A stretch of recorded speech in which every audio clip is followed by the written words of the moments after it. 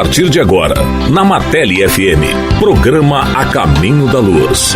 Uma realização do Grupo Espírita Meimei. Programa A Caminho da Luz. Apresentação: Valquíria Oliveira e Ailton Moraes. Bom dia, amigos ouvintes. Bom dia, Valquíria. Bom dia, Wilton.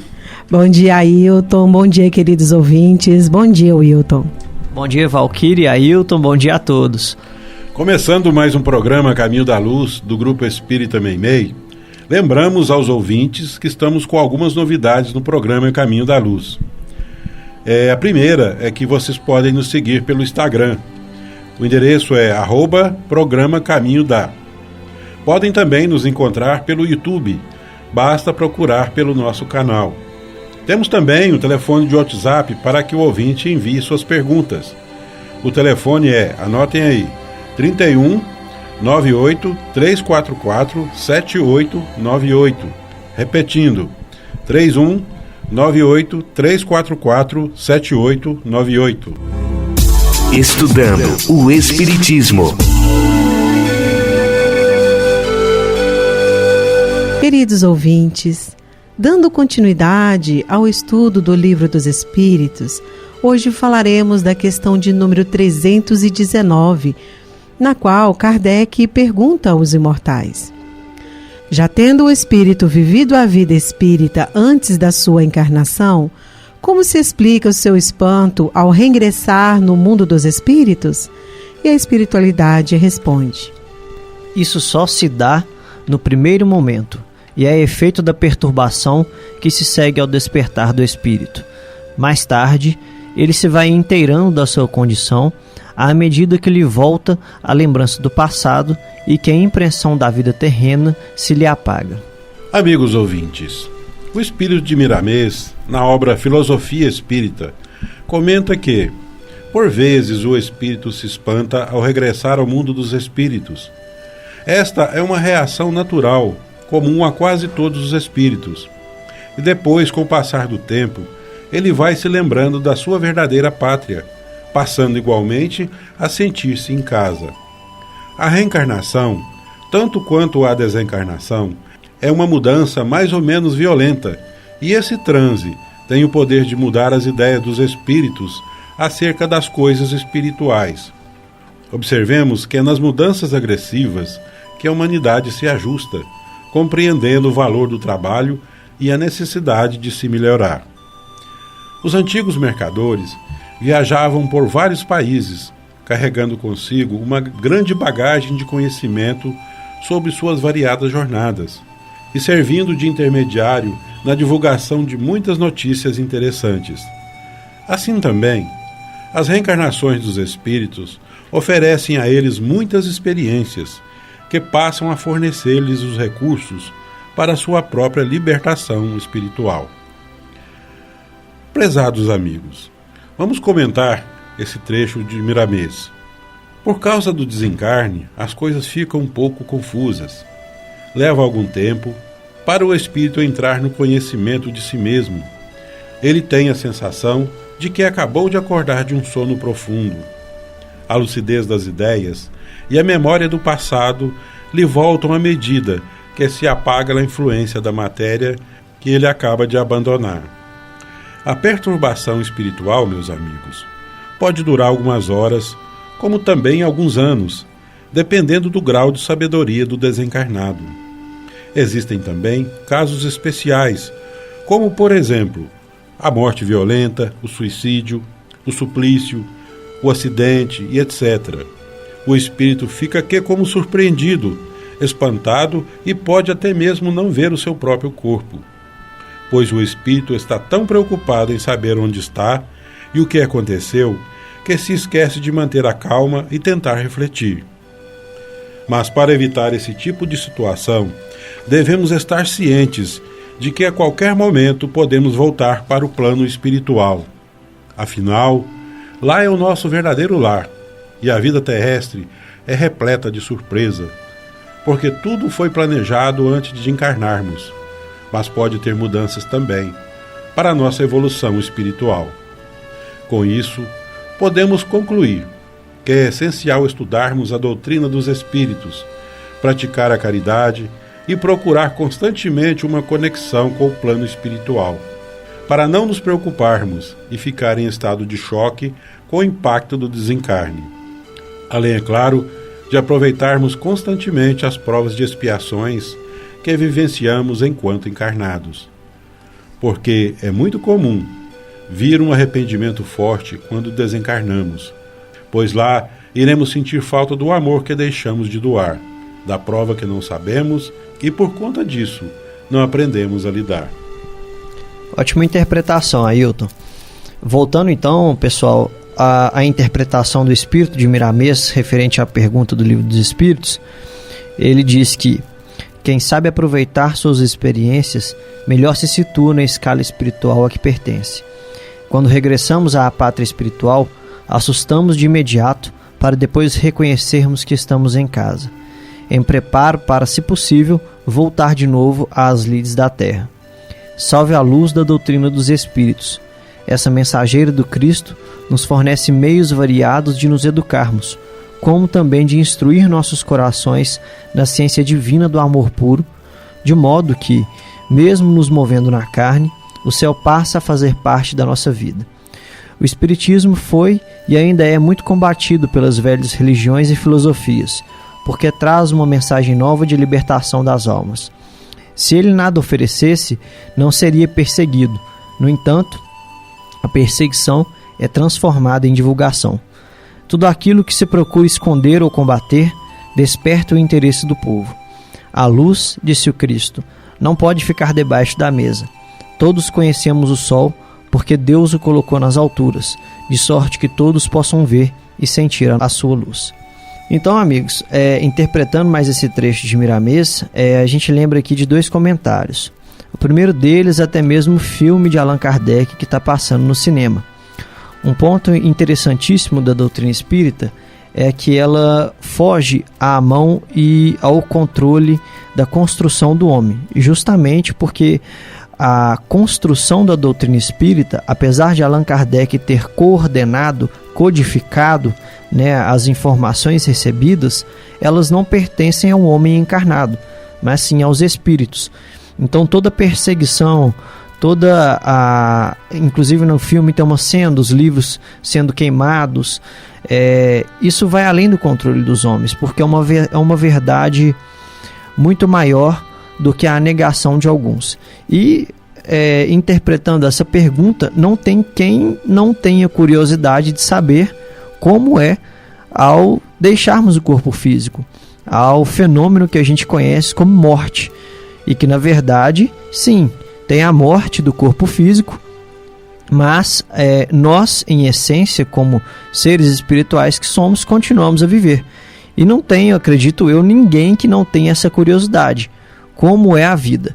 Então a gente indica aqui um livro muito interessante para ler, que é o livro Voltei, onde retrata o irmão Jacob, que foi o pseudônimo adotado, de Frederico Figner, que foi um membro da Federação Espírita Brasileira, teve muitas tarefas, dentro da Federação Espírita Brasileira, e ele relata, a sua chegada no plano espiritual.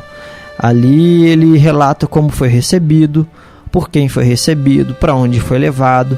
É claro que a gente não pode tomar isso como regra, que ali foi um caso específico da individualidade daquele espírito. Então cada pessoa, de acordo com a vida que levou, vai ter uma, vamos falar assim, uma recepção diferente, mas não por gosto ou desgosto dos espíritos que vão nos receber, que eles sempre vão nos receber da melhor forma possível, mas essa reação, essa resposta vai ser de acordo com a vida que levamos aqui no corpo físico. Caros amigos, ainda com o espírito Miramês, quantas pessoas, ao encontrarem a filosofia espírita, estranham sua doutrina de novos conceitos renovados em Jesus. Depois, começam a relembrar que ouviram esses mesmos ensinamentos no mundo espiritual e então desabrocha em seus corações a alegria e a esperança no que ela apresenta, na exposição da verdade. Estamos todos constantemente reencontrando novos companheiros na terra e nos céus e relembrando velhas etapas realizadas, às vezes juntos, motivo esse que nos dá impulso de melhorar e viver. O mundo está terminando um ciclo evolutivo para começar outro. Andemos com ele, pois o transe pelo qual deve passar a humanidade se nos mostra duro, mas proveitoso. Trabalhemos juntos para melhorar o ambiente desse planeta, que no amanhã precisaremos certamente de desfrutar desse paraíso. É se encontrando-se que nasce o Cristo em nós e nós nele, para que Deus nos abençoe e com isso possamos sentir suas bênçãos no coração. Queridos ouvintes, como sabemos, estamos passando de uma fase de transição para uma de regeneração. Então, trabalhemos juntos para melhorar o ambiente do planeta e trabalhemos principalmente nossa reforma íntima, pois só assim, quando retornarmos ao plano espiritual, sentiremos confortavelmente em casa. E para elucidar nosso estudo de hoje, trouxemos o livro O Céu e o Inferno, uma das obras básicas do Espiritismo. São 3 comunicações, um espírito feliz, outro em condição mediana e um irmão que estava em sofrimento após o reingresso deles no mundo espiritual. Essas comunicações foram realizadas em reuniões mediúnicas em Paris, na qual Allan Kardec fez as entrevistas.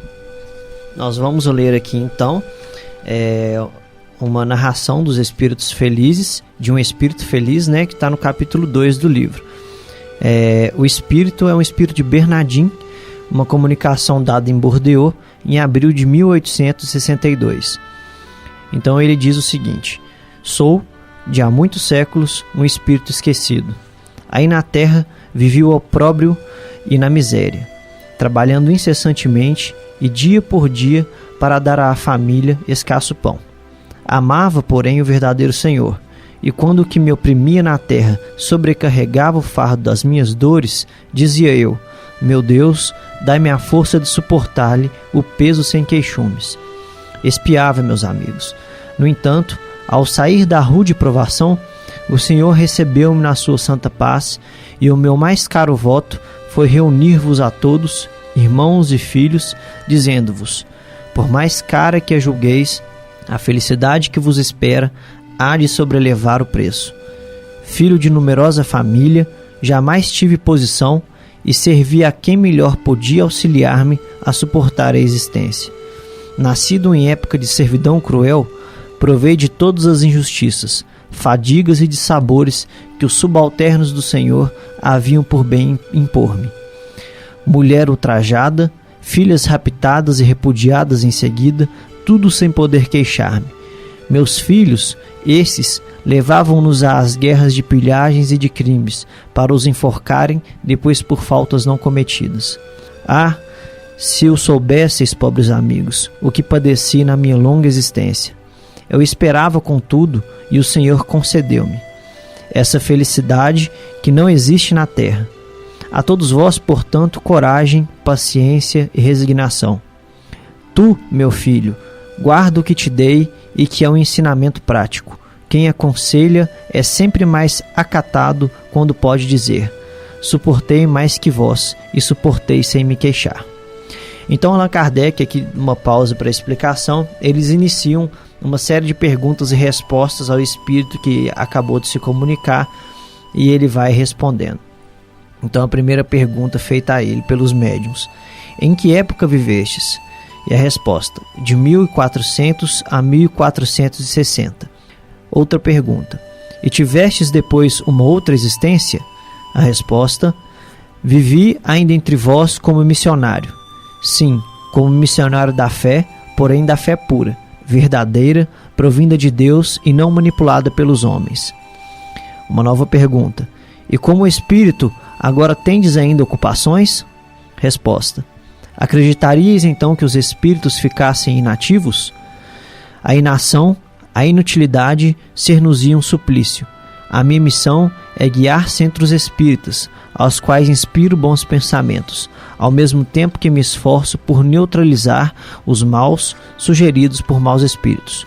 Agora, amigos ouvintes, nós teremos uma outra comunicação, ainda no capítulo 3, né? É um espírito em condições medianas. Esse espírito se deu o nome de Joseph Bré. Ele faleceu em 1840 e evocado em Bordeaux por sua neta no ano de 1862. O homem honesto segundo Deus ou segundo os homens? A neta faz a primeira pergunta ao espírito de Joseph Bré, que era seu avô. Caro avô, podeis dizer-me como vos encontrais no mundo dos espíritos, dando-me quaisquer pormenores úteis ao nosso progresso? E ele responde: tudo o que quiseres, querida filha. Eu espio a minha descrença, porém, grande é a bondade de Deus que atende às circunstâncias. Sofro, mas não como podeis imaginar. É o desgosto de não ter melhor aproveitado o tempo aí na terra. E uma segunda pergunta: como? Pois não viveste sempre honestamente? E ele responde: sim, no juízo dos homens. Mas há um abismo entre a honestidade perante os homens e a honestidade perante Deus. E uma vez que desejas instruir-te, procurarei demonstrar-te a diferença. Aí entre vós é reputado honesto aquele que respeita as leis do seu país. Respeito arbitrário para muitos. Honesto é aquele que não prejudica o próximo ostensivamente, embora lhe arranque muitas vezes a felicidade e a honra, visto o Código Penal e a opinião pública não atingirem o culpado hipócrita. Podendo fazer gravar na pedra do túmulo um epitáfio de virtude, julgam muitos terem pago sua dívida à humanidade. Erro. Não basta, para ser honesto perante Deus, ter respeitado as leis dos homens. É preciso, antes de tudo, não haver transgredido as leis divinas. Honesto aos olhos de Deus será aquele que, possuído de abnegação e amor, consagre a existência ao bem, ao progresso de seus semelhantes.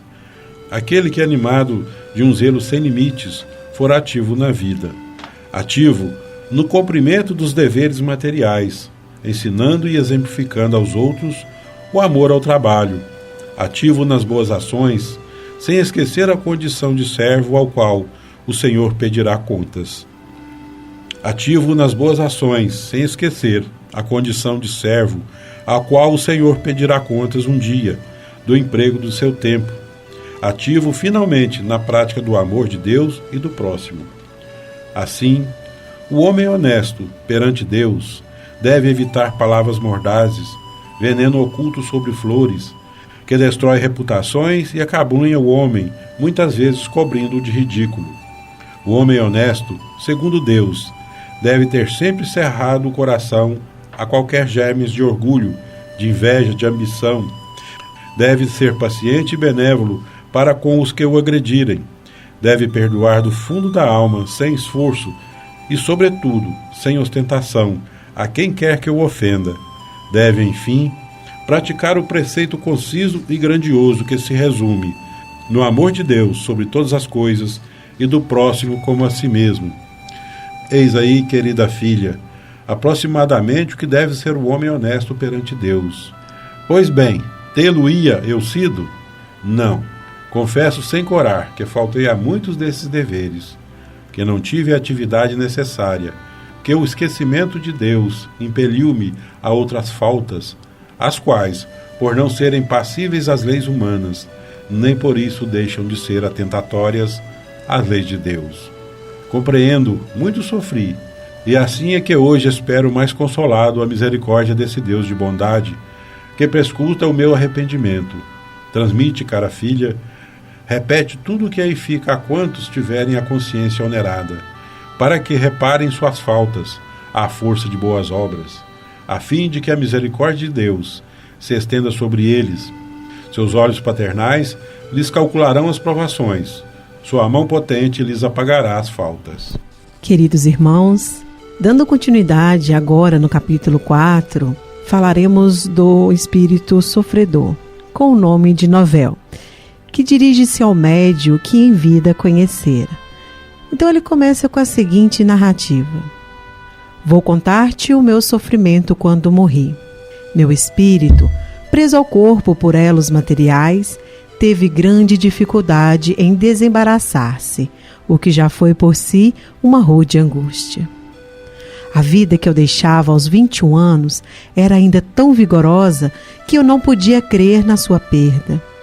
Por isso, procurava o corpo. Estava admirado, apavorado por me ver perdido num turbilhão de sombras. Por fim, a consciência do meu estado e a revelação das faltas cometidas em todas as minhas encarnações feriam-me subitamente, enquanto uma luz implacável me iluminava os mais secretos âmagos da alma, que se sentia desnudada e logo possuída de vergonha acabrunhante. Procurava fugir a essa influência, interessando-me pelos objetos que me cercavam, novos, mas que, no entanto, já conhecia. Os espíritos luminosos, flutuando no éter, dava-me a ideia de uma aventura a que eu não podia aspirar. Formas sombrias e desoladas, mergulhadas umas em tedioso desespero, furiosas ou irônicas outras, deslizavam em torno de mim ou por sobre a terra a que me chumbava. Eu via agitarem-se os humanos cuja ignorância invejava. Toda uma ordem de sensações desconhecidas ou antes reencontradas invadiram-me simultaneamente. Como que arrastado por uma força irresistível, procurando fugir à dor encarniçada, fraqueava as distâncias, os elementos, os obstáculos materiais, sem que as belezas naturais nem os esplendores celestes pudessem acalmar um instante a dor acerba da consciência, nem o pavor causado pela revelação da eternidade. Pode um mortal prejulgar as torturas materiais pelos arrepios da carne, mas as vossas frágeis dores, amenizadas pela esperança, atenuadas por distrações ou mortas pelo esquecimento, não vos darão nunca a ideia das angústias de uma alma que sofre sem tréguas, sem esperança, sem arrependimento. Decorrido um tempo, cuja duração não posso precisar, invejando os eleitos cujos esplendores entrevia, detestando os maus espíritos que me perseguiam com remoques, desprezando os humanos cujas torpezas eu via, passei de profundo abatimento a uma revolta insensata. Chamaste-me finalmente, e pela primeira vez um sentimento suave e eterno me acalmou. Escutei os ensinos que te dão os teus guias. A verdade impôs-se-me. Orei. Deus ouviu-me. Revelou-se-me por sua clemência, como já se me havia revelado por sua justiça. Estudando o Evangelho.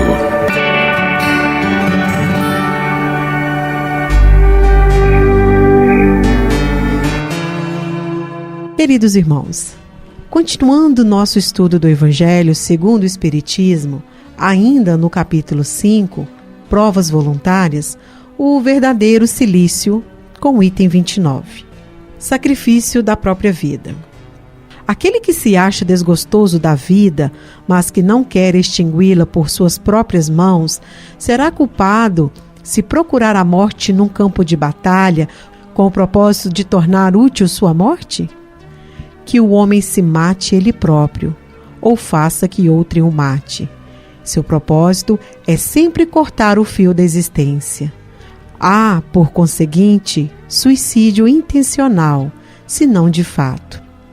É ilusória a ideia de que sua morte servirá para alguma coisa.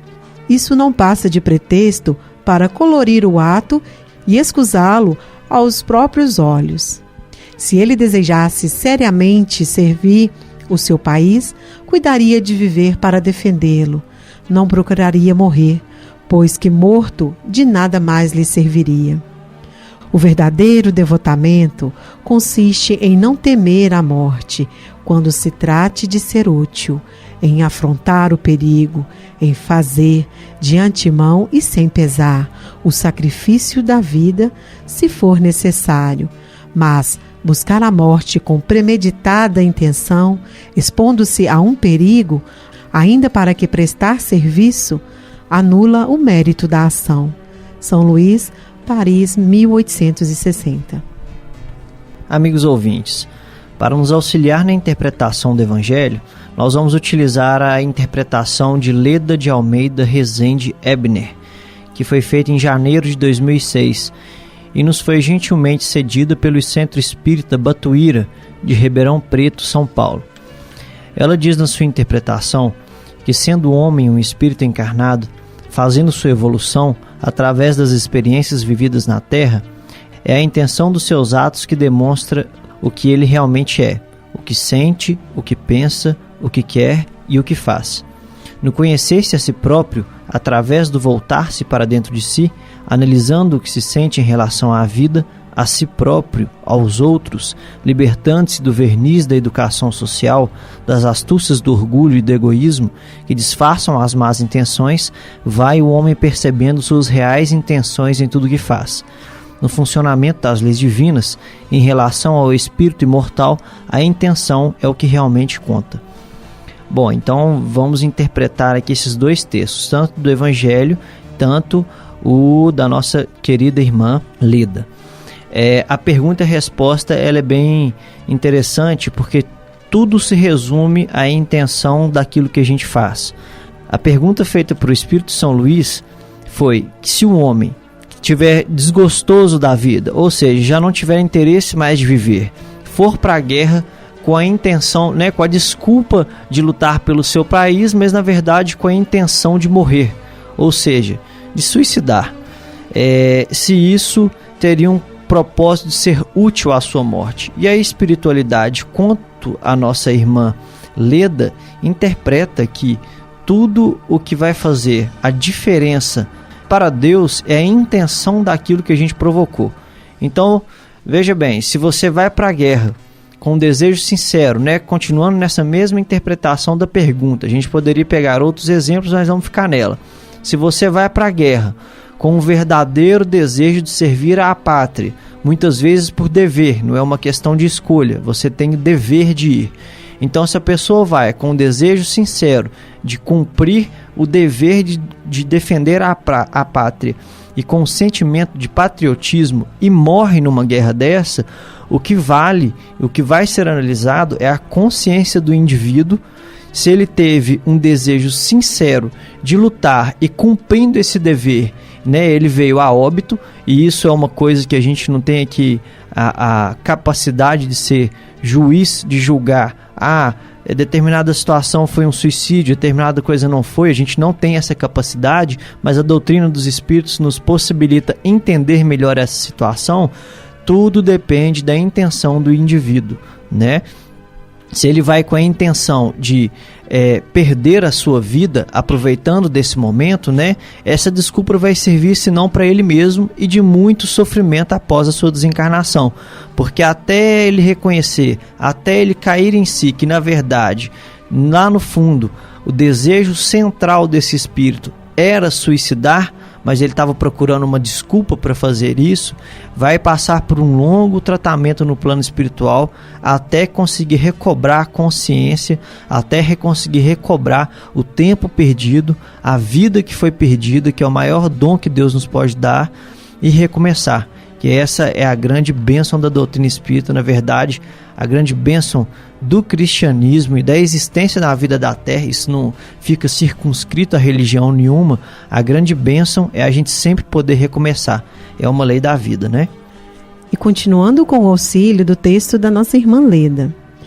Quando os enganos acontecem e ao invés de ajudar, determinada ação prejudica, o homem tem responsabilidade relativa nas suas consequências. Sentirá dentro de si a necessidade de reparar os efeitos, mas não será considerado culpado pela lei ou por ele, visto que a intenção sua era auxiliar. Errou na maneira de executar sua boa intenção, devido talvez às suas imperfeições. Essa constatação levá-lo-á ao esforço de aperfeiçoar-se, perseverantemente, sem acusações ou remorsos.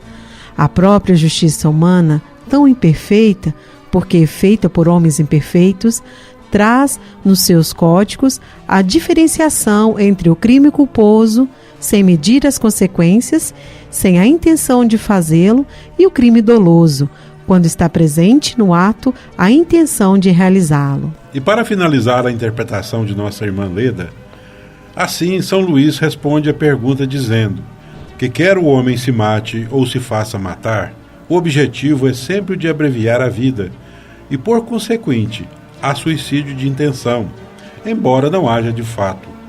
O pensamento de que a sua morte servirá para alguma coisa é ilusório, simples pretexto para disfarçar a ação criminosa e desculpá-la aos seus próprios olhos.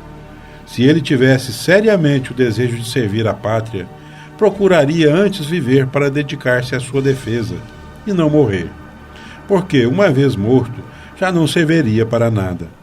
A verdadeira abnegação consiste em não temer a morte quando se trata de ser útil, em enfrentar o perigo e oferecer o sacrifício da vida, antecipadamente sem pesar, se isso for necessário. Mas a intenção premeditada de procurar a morte, expondo-se para tanto ao perigo, mesmo a serviço, anula o mérito da ação. Nessa resposta, vemos a importância da nossa renovação interna, para que nossas boas intenções sejam de fato honestas e claras, não dando oportunidade de disfarces para enganar aos outros, mas principalmente para enganar a nós próprios, retardando a nossa caminhada evolutiva. Meus amigos, quando conhecemos a lei de Deus, sabemos que nada há de mais importante do que a vida. E é somente encarnados que construiremos os degraus da nossa ascensão espiritual. Momento de oração. Momento de oração. Agradecemos a Ti, Pai Celestial, por mais esta bendita oportunidade de falar aos corações de nossos ouvintes. Pedimos a nosso Mestre Jesus, nosso modelo e guia, que nos ilumine, nos dê muito amor e paz e que tenhamos todos um bom dia e uma ótima semana. Você ouviu Programa A Caminho da Luz, uma realização do Grupo Espírita Meimei.